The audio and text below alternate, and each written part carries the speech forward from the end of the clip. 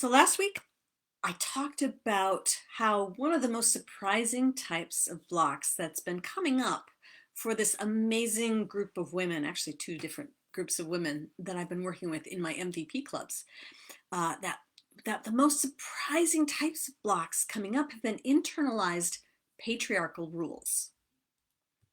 So in both of those groups, we've been releasing their subconscious success blocks that have been keeping them from going bigger in their work.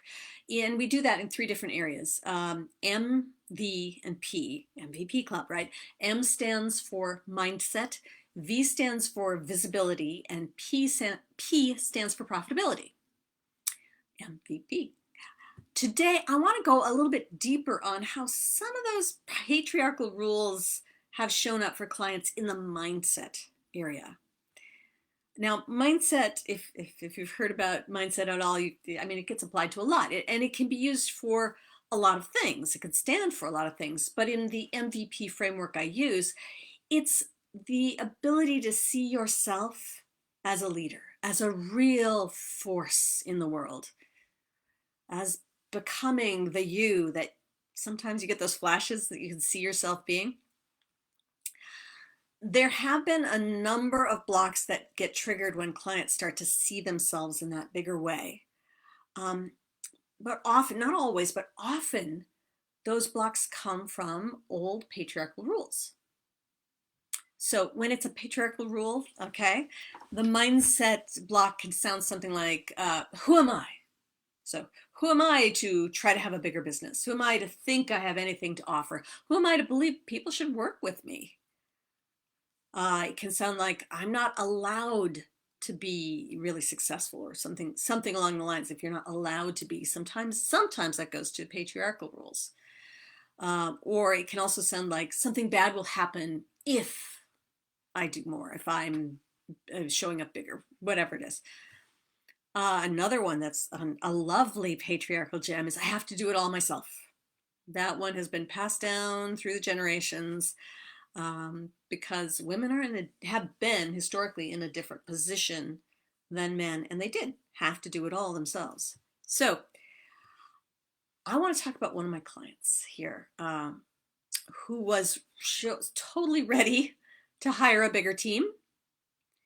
She had been burning the candle at both ends. She's trying to take care of all of her clients, do more marketing, manage the back end of her business, all while making sure she was spending enough time with her husband and caring for her young children. She was exhausted.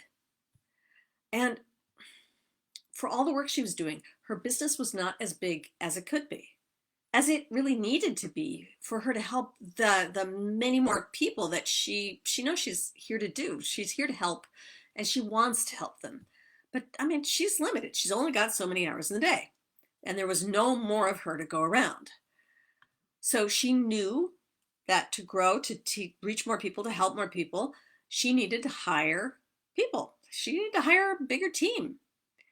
That way she could delegate some of the things that she was doing so that she could then focus on what she was really good at. And at the same time, get more time to enjoy her family and have some time to herself, to rest and kind of remember who she was, right? So she had all these really good reasons to hire some VAs, which stands for virtual assistants, and employees. And she had the money to do it. And yet, for months, she had been resisting doing it, probably longer than months, but that's what she would admit to. Okay. And she had a ton of reasons. And if you ask her, she would have told you at the time. She didn't have the time to hire and train somebody. And what if a new hire didn't work out? And then she'd have to fire them, start over, and then she'd lose even more time. And then there was the ever popular reason, nobody could do what she did as well as she did it. I know that's one of my favorite ones personally. So anyway, to her everlasting credit, she realized that these reasons were actually excuses. Some people just listen to that head talk and they believe it. Oh, well, if I thought it, it must be true. No, she saw it and said, yeah, I see why I'm saying that, but I know I need more people. I need the help to be able to grow and to get my life back. So She recognized they were excuses, and she had managed to push past them enough to hire a couple of people. But honestly, it took all the energy she had to do that and then train them up and keep them going. And she needed a bigger team. I mean, this was just barely, this was kind of a band-aid, right, at this point. So we went looking. And what we found when we were looking for whatever the subconscious success blocks that were driving this issue were, what came up was it was a perfect gem of an old patriarchal regime rule. She had a subconscious belief that I have to make everyone happy. Now, this is something that we girls have been taught for generations. We, as girls, were taught, and then we take that into adulthood. We've been taught it for generations and generations and generations. I don't know how far back it goes, maybe prehistory at this point. But we're taught it's our job to make the people in our life happy. And in some ways, that has been our coin. The way that we had some way of gaining power in our lives. If we keep others happy, especially the men who actually did have all the money and the main power throughout the however many centuries we're talking here, we would be necessary to them. So we take care of others' emotional needs, and then they take care of all our needs in return. And it was a brilliant strategy in the past when power dynamics and the actual laws and the social expectations really left women very few options. Okay, but that's the past. Now times have very happily changed. We can now hold on the decent jobs or even run our own businesses.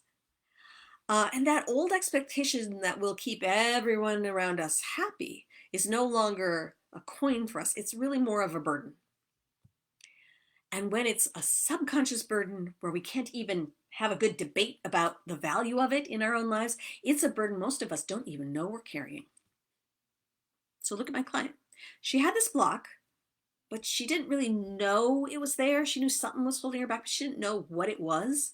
All she knew was that she was really reluctant to hire more people. Once we knew where the reluctance to hire was coming from, then it was an easy way to understand why she was reluctant. The more people she hired, the more people she was responsible for keeping happy. That's a lot of emotional work. And she already had more than enough of that between the two people she'd already hired and her family. And I mean, thank you very much. She was done with that. So we tapped and we released that block that was telling her she had to keep everyone happy. And then within a couple of weeks, she'd started hiring more people, more team members. And she was starting to see that the time was coming back. She was getting the time back for herself. And that's what I do this for. I love to see the changes inside of the people I work with and then in their lives. And I love to see the ripple effects. Her kids are going to have more of her time now. She's going to be happier, which is going to be good for everybody. Anyway, do you find that you are reluctant to hire someone? Or is it somewhere else that you find something's holding your business back? I'd love to know. Drop in the comments below where the reluctance is for you, or maybe email me at nancy@unblockresults.com. I read all of those personally. Nobody else reads them. They all go to me.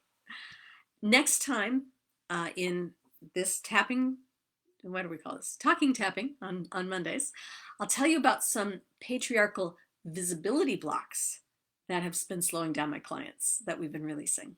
Until I see you then, happy tapping.